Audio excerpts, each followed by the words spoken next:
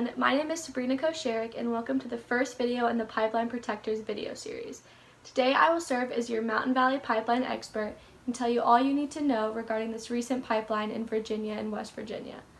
Here you can see that I have this wonderful box in front of me. I will be using this box to unbox all of the facts and information I think is necessary to see exactly what is going on in Virginia and West Virginia. So let's begin. The first question we need to answer is what exactly is a natural gas pipeline? Let's reach into my box to find out. The first object I have is a pot. Now what do most people use cooking pots for? Exactly, they're used for cooking anything you could think of on a stove. But where do some stoves get their power and electricity? The answer you're looking for is natural gas. In the United States alone, there are more than 2.4 million miles of energy pipelines.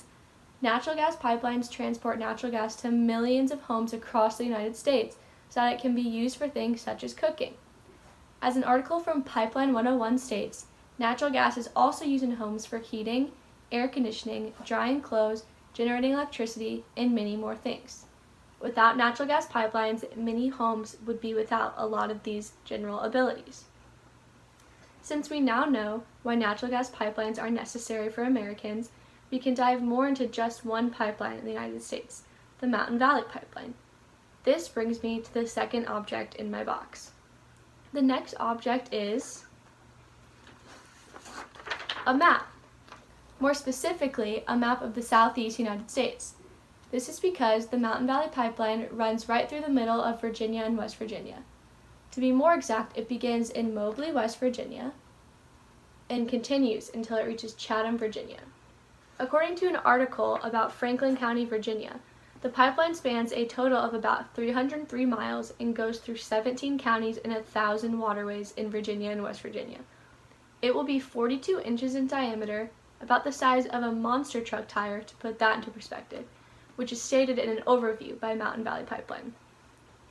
Now that we know what this pipeline looks like and where it will be, we can start discussing the actual project. It is now time to reach back into the box and see what the next object is. The third object in the box is a construction hat. More specifically, it's a UK construction hat because go Cats!